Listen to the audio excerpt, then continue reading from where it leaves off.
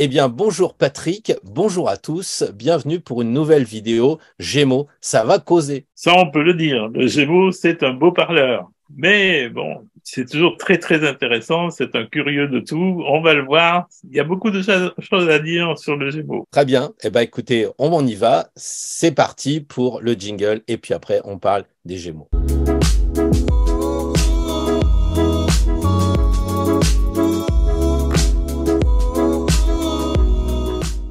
Alors Patrick, les Gémeaux pour un astrologue, concrètement, un peu de concret, comment ça se passe? Eh bien, c'est le troisième signe du zodiaque, hein.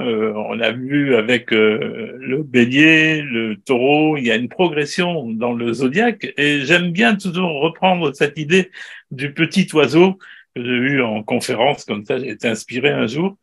Et je pense que ça correspond bien effectivement à cette étape Gémeaux. C'est-à-dire qu'on avait vu dans la première vidéo du Bélier que le petit oiseau va crever la coquille de l'œuf pour pouvoir sortir avec son bec. Et justement, ça illustre très bien le maître du Bélier qui est Mars, parce qu'il a une flèche aussi qui sort du cercle. Donc, il sort pour être vivant. Voilà, il est tout neuf, il vient de sortir. Et qu'est-ce qu'il va faire? La première chose, il va chercher à manger. Donc, c'est le taureau. On le reconnaît bien. Mais ensuite, une fois qu'il sera rassasié, que va-t-il faire? Eh bien, la première chose, c'est qu'il va découvrir son environnement immédiat. Voilà, donc il va être curieux de tout ce qu'il va entendre, voir, pouvoir grappiller à droite à gauche, et puis surtout, s'amuser. Et ça, c'est quelque chose que on ne peut pas reprocher aux Gémeaux, c'est quelqu'un qui sait s'amuser. Non seulement il sait s'amuser, mais il a beaucoup d'humour, il est très joueur, quelquefois un peu trop, c'est vrai, du point de vue sentimental. Voilà, il aime bien flirter à droite à gauche. C'est vrai que la jeunesse, pour lui, c'est comme ça que ça se passe. Prend pas très au sérieux, pas beaucoup au sérieux. Il a beaucoup de bagou, d'esprit de répartie. Il est aussi très polyvalent, hein.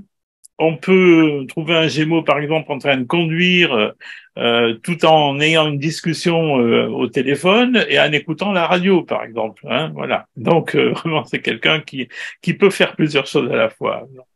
Et c'est un signe qui est d'air, un signe d'air, donc c'est le mental qui prédomine.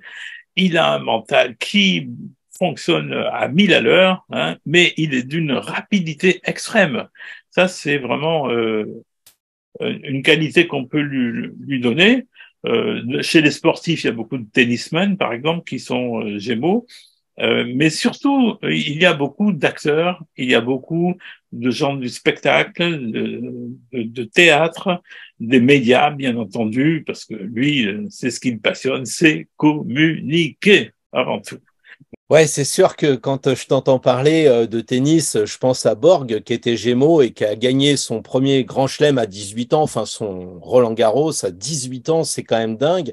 Et c'est vrai qu'on pourrait penser que les sportifs sont un petit peu à la marge, mais quand ils utilisent l'intelligence des Mercuriens, des Gémeaux, plus le côté sportif, comme par exemple Platini ou bien Eddy Merckx pour le vélo, parce qu'il faut calculer, et c'est pas le tout de pédaler, il faut calculer si on va devant, derrière, etc. Platini, Borg, Merckx, tous ces joueurs, tous ces sportifs qui mettent l'intelligence au service du sport, quoi. Et quand tu dis, ça me faisait rigoler parce que les acteurs étaient souvent des Gémeaux, mais je dirais, j'irais plus loin encore, comme diraient les fameux Gémeaux de Tintin et Milou. Je dirais même plus. Quand tu les regardes, ils sont même souvent dans des rôles de jeunes. Alors, je pense, tu vois, alors Nicole Kidman, déjà rien que son nom de famille, Kidman, ça veut dire l'homme-enfant. Déjà, C'est vrai, c'est vrai. ça c'est pour le fun, mais quand même, ça révèle un truc. Donc, tu as Julie Andrews, tu sais, Mary Poppins. qui était quand même, voilà. T'as Judy Garland aussi, qui était une gamine qui jouait très tôt dans les films. Donc, je trouve que non seulement il y a beaucoup d'acteurs, mais surtout des acteurs jeunes. Tu vois, Johnny Depp, par exemple, était Gémeaux, enfin, il est Gémeaux aussi, et il jouait pour le Pirate des Caraïbes. Enfin, moi, je suis pas trop là-dessus, mais je sais que c'est quand même des gens qui aiment bien s'investir dans des rôles d'enfants parce que justement, ils peuvent peut-être plus s'identifier aux personnages qu'ils jouent. Donc, c'est vrai que ces enfants inséparables, tu disais tout à l'heure, bon, que c'était des jumeaux, presque des gémeaux, mais à la base, astrologiquement, c'est Castor et Pollux dans le ciel qui ont fait que on avait ce mythe-là. Mais ce mythe, il est très ancien parce que déjà dans l'Égypte antique, on avait Seth avec Horus, et puis après les Romains, ils nous ont fait un coup de Apollon-Mercure, ou même Rémus et Romulus. Donc le thème des Gémeaux est quand même quelque chose, je trouve, d'assez important, plus qu'on ne pourrait le croire. Et peut-être que sur un plan spirituel, il nous amène à rechercher notre double, notre conscience, comme dirait Pinocchio, parce que Pinocchio, il avait un criquet. Et le criquet, il s'appelait comment? Gemini. Et Gemini, c'est jumeau. Donc, on cherche Exactement. peut-être tu pourrais nous parler de l'âme sœur, mais il pourrait aussi se chercher lui-même intérieurement. Oui, c'est vrai. C'est vrai. Et souvent, il est dans la quête de l'âme sœur. Hein. Il la cherche presque toute une vie, parce que c'est vrai que l'âme sœur, c'est pas évident. Hein. Et puis, il y a une prédestination aussi à rencontrer l'âme sœur. Il faut être prêt, puis il faut que l'autre soit prêt aussi. C'est ça le Ouais. problème. Hein. Voilà, pour se Je crois rencontrer. qu'il cherche quand même, comment je dirais, euh, concrètement presque quelqu'un d'autre. Parce que tu disais, il y a beaucoup d'acteurs, mais je crois aussi qu'il y a énormément d'écrivains. Tu vois, moi, je pense à Conan Doyle, qui a écrit Sherlock Holmes. Donc, l'auteur veut un double. Il l'appelle Sherlock Holmes, qui va avoir un autre double qui s'appelle Watson. Et Watson, il est docteur, comme Conan Doyle. Et les médecins, c'est le caducée. Et le caducée, c'est Hermès, le maître des Gémeaux. Et dans un caducée, il y a deux serpents. Tu vois, on retrouve pour moi cette dualité. Et ils ont besoin. Mais regarde, Hergé était aussi, comment dire, Gémeaux. Et Hergé, il crée Tintin. Mais Tintin va voir Milou. Oui. Donc, ils révèlent dans leur imaginaire qu'ils n'ont pas d'imagination. Et dans Tintin, il y a Dupont et Dupont. Ouais, c'est ce que je te disais tout à l'heure, je dirais même Voilà. plus, bien sûr, et oui, les Gémeaux. Donc, tu vois, ça révèle bien, ça décrypte, en fait. Oui, ça révèle bien. Ben, c'est vrai que quand on prend le glyphe des Gémeaux, on Ouais, comprend tout de suite. Hein, il y a deux signes doubles dans le zodiaque. Il y a les Gémeaux et les Poissons. Hein, les Poissons, on le verra dans une autre vidéo. C'est aussi le problème du double. Mais là, on le voit vraiment par le glyphe lui-même. C'est le chiffre 2 romain. Hein, tout simplement. Hein, deux barres horizontales avec deux barres verticales, on voit bien qu'il y a deux personnages. mais pour moi, ça représentait aussi les poumons, puisque c'est un signe d'air, Oui, tu vois, tout à les fait. poumons, et peut-être, j'allais dire, les États-Unis, ils ont parfois, enfin, ils ont un côté Gémeaux, Mhm. les États-Unis, et je pensais au World Trade Center, qui était exactement le glyphe des Gémeaux, qui me rappelle évidemment John Kennedy, parce que c'était un Gémeaux, Kennedy, celui qui a été Aussi. assassiné. Et qui a fortement aimé Marilyn Monroe, qui elle-même était Gémeaux. Ouais. Oui, oui, Et il qui y a avait beaucoup de Gémeaux. sa jupe qui était dans l'air. Donc, voilà. Et puis, les Kennedy, ils ont toujours un frère. Même en ce moment, il y en a toujours un qui va se présenter. La gémellité. Bien sûr. Alors moi j'ai choisi deux cartes du ciel qui étaient bien parlantes tout de même. Chez les acteurs, eh bien j'ai retenu Michel Larocque parce que comme on peut voir dans son thème, une Gémeaux ascendant Poisson. Alors là, formidable pour jouer la comédie parce que déjà qu'avec des Gémeaux on a deux personnages, mais avec l'ascendant Poisson on a deux personnages aussi.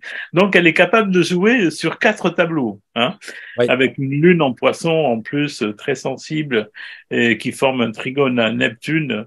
On voit bien que là, le côté cinéma marche à fond. Et puis, alors vraiment, je ne connais pas du tout sa vie amoureuse, hein, mais avec une conjonction Soleil-Vénus, bon, c'est le charme, hein, bien entendu, des Gémeaux. et la conjonction à la lune noire. Et souvent, dans mes consultations, lorsque les gens me parlaient de leur lune noire en Gémeaux, ils me disaient, mais vous savez, moi, j'ai toujours su qu'il y avait mon âme sœur quelque part, je l'ai pas trouvé. Ou alors, c'était peut-être à la naissance, ils avaient appris, enfin, par rapport à leur naissance, ils avaient appris un peu plus tard par leur père ou par leur mère qu'il y avait un enfant qui était mort, né quelques mois avant, des choses comme ça. Et c'est vraiment troublant avec cette lune noire en Gémeaux, parce que là, vraiment, la recherche est formidablement ressentie par la personne, et c'est une quête insatiable, quoi. Voilà. Donc, Michel Larocque, bien Gémeaux tout de même, hein. Et j'ai choisi aussi comme thème masculin Jean d'Ormesson, parce que Jean d'Ormesson, c'est tout de même un Gémeaux aussi typique, avec une conjonction Soleil-Mercure. Donc, on sait que le Mercure est le maître exotérique des Gémeaux, hein, c'est sa planète. Elle est conjointe en maison 12, ici dans les Gémeaux. Et on comprend mieux quand on lit un petit peu, quand on voit le parcours de Jean d'Ormesson. C'est quelqu'un qui a toujours été en quête d'une curiosité incroyable, insatiable même. Il a vécu avec toutes sortes de gens, il a rencontré toutes sortes de gens, tout en étant dans sa bulle. Hein, c'est la maison 12, hein, cette maison de l'intimité, carré à Uranus en Poisson. On voit bien que c'est quelqu'un qui avait du mal à s'intégrer aux autres. Mais, en revanche, par la plume, par sa capacité à communiquer, c'est quelqu'un qui s'est enrichi énormément. Il a fait Cagne et Hippocagne, hein, donc c'est quelqu'un d'assez cultivé, assez chanceux dans la vie aussi, puisque Jupiter est en maison 7 en Capricorne, donc il n'avait pas trop de soucis matériels ou quoi que ce soit, il vient d'une famille assez aisée. Mais moi, j'ai bien aimé ce thème parce que là aussi, il y a la fameuse lune noire. On ne sait pas si elle est au début du Cancer ou à la fin du Gémeaux, mais bon, elle est dans la maison 12, elle aussi. Voilà. Et bon, c'est pas quelqu'un qui a vraiment réussi sa vie amoureuse comme il aurait souhaité, mais je crois que en fait, il se satisfaisait très bien d'être comme ça, quelqu'un un petit peu comme le pictogramme du dictionnaire Larousse, je sème à tout vent. Hein. Ah oui. C'est très Gémeaux, ça. Alors, il y a un Gémeaux, par contre, qui, au niveau de sa vie sentimentale, c'était important. C'est le marquis de Sade. Parce que il était dans l'écriture érotique, mais il était dans un monde assez pudique, assez prude, et il essayait d'amener, avec plus ou moins de bonheur, je sais pas, mais ce côté un peu de notre monde où tout est caché, alors que quand on va en Amazonie ou je sais pas, même chez les Montanais au Canada, j'ai rencontré ça, bah il n'y a pas cette pudeur. Donc en fait, Sade, il était lui aussi un peu écartelé dans son écriture, parce que d'un côté, il avait des mœurs un peu particulières, et de l'autre côté, il voulait que ça se sache. Et je crois que les écrivains, comme tu parles de Jean d'Ormesson, ils ont toujours cette dualité aussi, même dans l'écriture. Tu vois, Dante Alighieri, Dante, il était avec les modernes et avec les anciens. Il était vraiment écartelé, tu vois. Et même Corneille, moi, quand j'écoutais Corneille, je bâillais tout le temps, forcément, parce que ça m'intéressait pas. On me l'aurait présenté avec le côté humour Gémeaux, j'aurais dit, ah oui, mais Corneille, c'est un grand classique, il fait des bons alexandrins, des vers ou je sais pas trop quoi, c'est super, mais j'aurais dit, ouais, mais regarde comment dire, ces héros. Les héros de Corneille, ils sont toujours jeunes, avec des passions dévorantes, ils sont toujours en train de s'entretuer, tout ça. Donc en fait, il y a le côté classique, mais mine de rien, avec son air de pas y toucher, Monsieur Corneille s'amuse quand même, tu vois, à cette dualité. Et on a toujours, enfin, je trouve, souvent, même Sartre, qui était Gémeaux, il avait besoin de sa Beauvoir, j'allais dire, tu vois. Et après, bon, il y en a quand même beaucoup. Il y a les Sakharov, Alexandre Pouchkine, où maintenant on va boire du du chocolat, mais je pense que il y a aussi, en plus du côté acteur assez moderne, il y a quand même ce côté écrivain qui est vraiment important. Tu vois, Gérard de Nerval, bon, plus récemment, James Bond, la Fleming, il était Gémeaux. Et puis surtout, je pense à peut-être un qui est vraiment qui est typique, c'est Blaise Pascal. Parce que Pascal, c'était un écrivain, mais c'était aussi un curieux, et puis un peu le côté débrouillard. Il a quand même inventé la brouette, soi-disant. Il aurait inventé une machine à calculer à 11 ans pour que sa mère fasse les comptes. On a avec Pascal un côté à la fois Gémeaux, curieux, très cultivé, et puis alors, il faisait des expériences, devine sur quoi?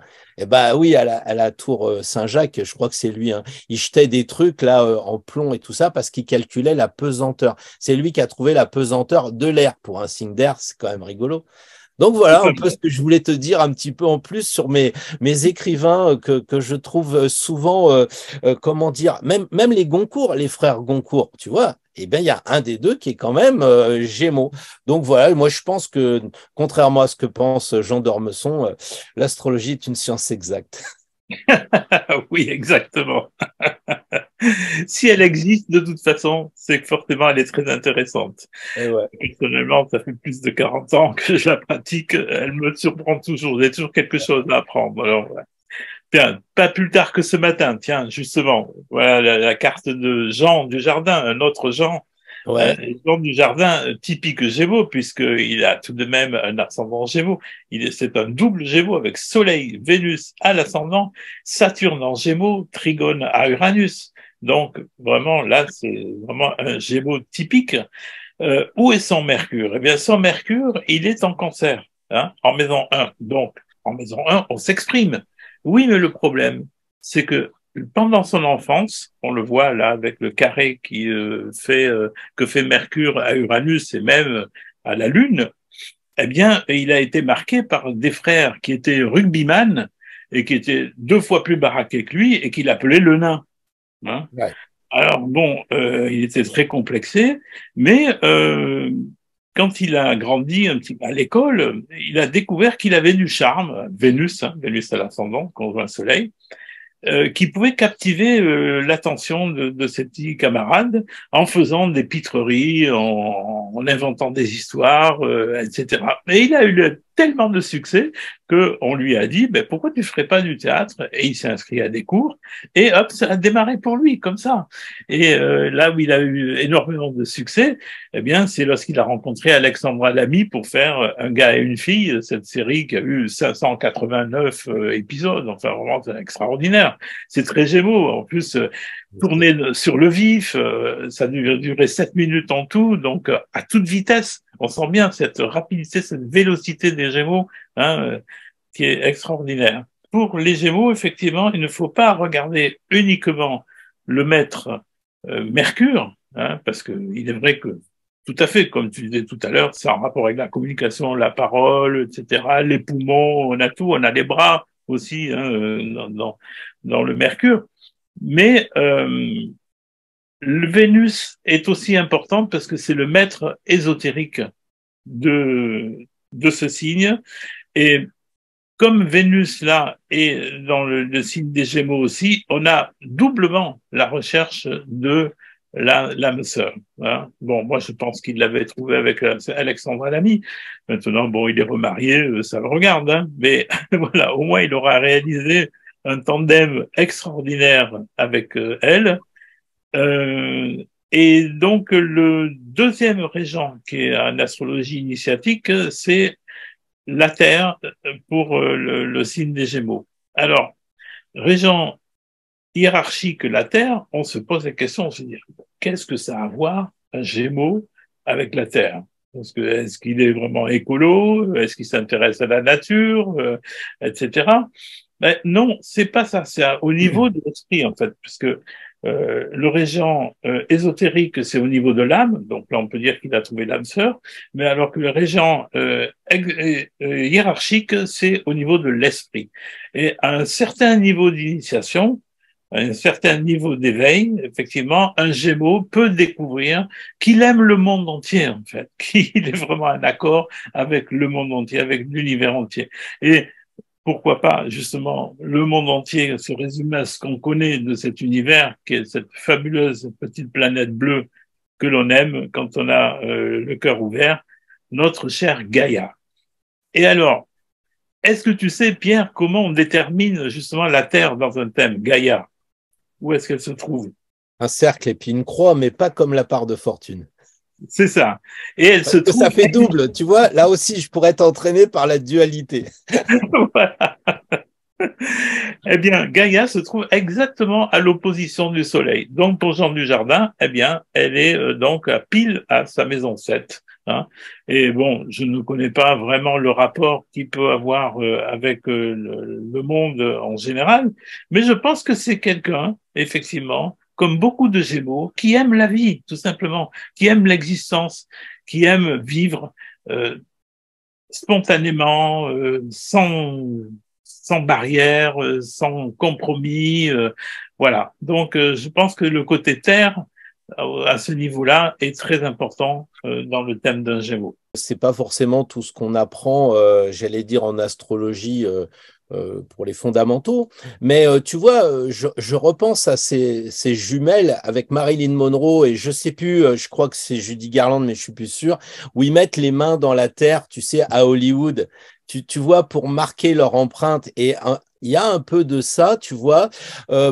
D'ailleurs, chez les danseurs, c'est quand même des gens qui veulent s'extraire de la terre pour aller vers un côté aérien, tu vois. Et il y a pas mal de danseuses, je pense qui étaient Gémeaux, je pense à Joséphine Baker, tu vois, et aussi et surtout peut-être à Isadora Duncan parce que c'était vraiment une femme incroyable, elle était vraiment terre à terre puisque, si je puis dire, elle a formé une école très célèbre de danse avec sa sœur et donc on retrouve les côtés Gémeaux, tu vois, et sa sœur s'occupait un peu de l'administratif, puis elle dansait. Donc il y a ce côté terre et air des danseurs, tu vois, quelque chose comme ça. Et pour la petite histoire, sans être dans Gala, et je préfère Gaïa, mais des fois Gala ça m'inspire, bah c'est vrai que Isadora Duncan a eu des Gémeaux elle-même et qui sont décédés dans un accident de voiture. Donc très tôt. Donc, il y a cette précocité aussi, je pense, qui est important à retenir dans les Gémeaux classiques, quoi. D'où cette histoire d'être assez enfantin ou d'être assez enfant. Et puis, on parle, et j'ai oublié, parce que je sais qu'il y a des personnes qui vont me dire, oui, tu as cité que des écrivains mecs, mais les femmes, alors, etc. Alors, du coup, j'ai repensé à ça pendant que tu parlais, j'ai dit, mince, je me suis fait entraîner par la dualité. S'il y a des hommes, il y a des femmes. Alors, on va dire Françoise Sagan pour faire plaisir aux dames. Et puis surtout, je pense Marguerite Yourcenar, qui est la première femme à être rentrée à l'Académie française. Donc voilà, j'espère m'être rattrapé auprès de la gente féminine. Bien sûr. Mais alors, dis-moi, Pierre, le rapport avec le tarot, où est-ce qu'on retrouve les Gémeaux? Évidemment, ça n'échappe à personne que le Soleil est toujours proche de Mercure, puisque Mercure, il est dans le même signe que le Soleil, ou avant ou après, dans les signes, hein, le signe d'avant et le signe d'après. Et donc, les anciens avaient bien remarqué la dualité, et c'est pour ça que la carte du tarot, le Soleil, représente deux jeunes enfants qui sont dénudés, donc qui sont plutôt à s'amuser. Donc, on retrouve dans la carte du Soleil, je dirais, évidemment, les Gémeaux, là, il n'y a pas d'ambiguïté. On retrouve aussi les Gémeaux dans la carte 16, donc la Maison Dieu, où on voit deux gamins qui sont en train de s'amuser. Donc, personnellement, j'ai jamais vu dans les cartes du tarot, et je commence à avoir quelques collections de jeux, les classiques, hein, pas les tarots modernes, les anciens, pour faire des recherches, pour faire des études, les premiers tarots. La tour ne s'est jamais effondrée, je ne cesse de le dire, et même avant, c'était un pommier, s'il faut tout savoir, et il reste les pommes maintenant. Donc, la tour, elle est fixe. Et quand on dit oui, c'est des gens qui sont projetés, ça, c'est un truc récent, des quartiers modernes qui ont voulu, qui n'ont pas réussi à s'échapper justement à la tradition biblique de la tour de Babel. Fallait qu'ils nous mettent un truc catholique dedans, alors que le tarot, justement, est plus vers la spiritualité. Et pour moi, dans la Maison Dieu, on voit des jeunes jeunes, qui sont par terre, qui sont curieux, ils sont en train de farfouiller. D'ailleurs, il y a des lingots d'or, ils touchent de l'herbe et puis ils marchent sur les mains, donc ils font un peu les clowns. Je trouve que c'est quand même aussi ce côté un peu éternel adolescent qu'on retrouve dans ces cartes-là. Et puis, pour finir, parce que en fait, quand on regarde l'arcane 16, je crois qu'on en avait parlé au moment de Mercure, on voit qu'ils ont encore une petite queue et ils ont les traces du licol. Donc, quand ils sont en soleil, en arcane 19, c'est parce qu'ils se sont évadés de l'arcane 15. Et là, on voit que les gens, ils ont donc le licol, ils ont les mains dans le dos et ils sont effectivement ligotés par le diable.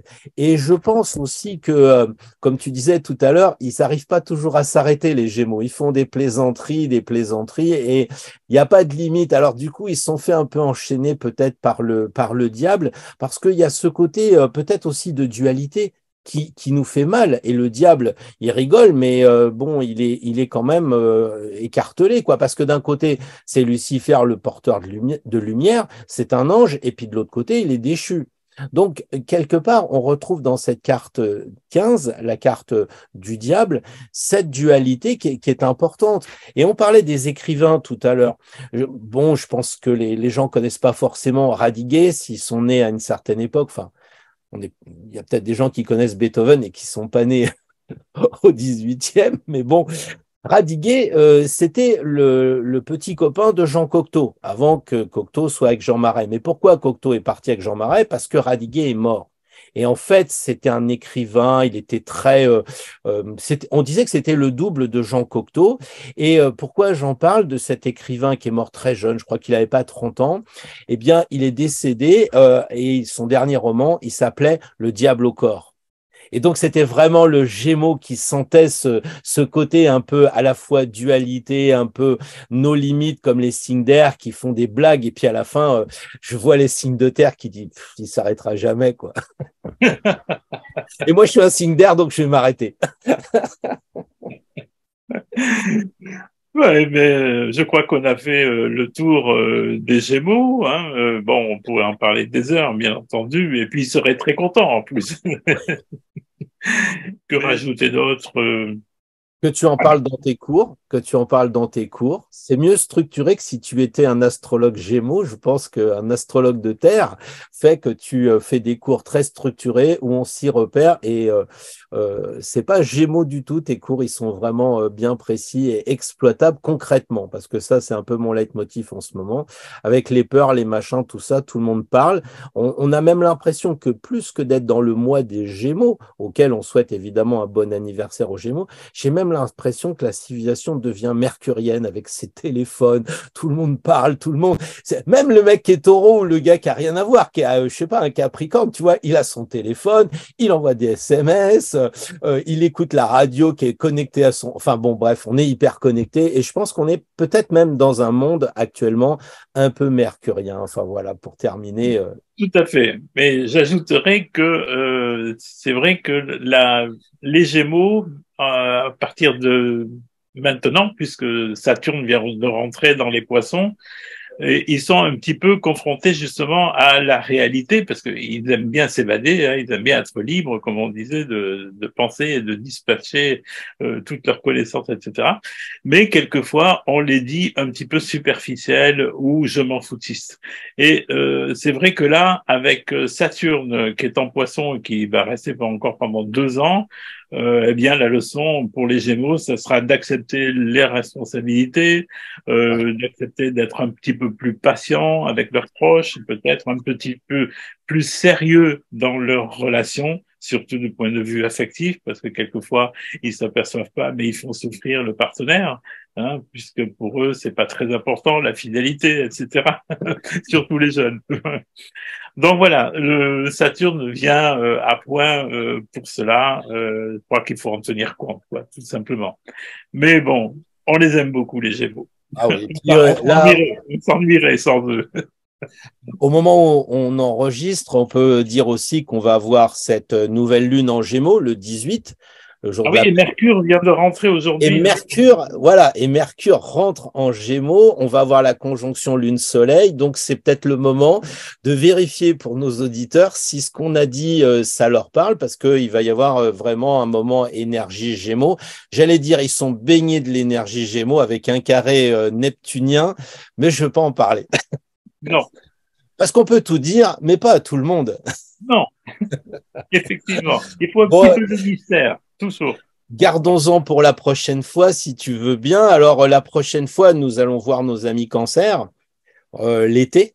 Ça y est, enfin. Patrick, je te dis à bientôt pour de nouvelles aventures, parce que les À Gémeaux, bientôt. ça fait beaucoup de voyages, paraît-il. Et puis, à la prochaine fois pour vous tous, les amis d'Astro Tarot. Au revoir tout le monde. Allez, au revoir, à bientôt.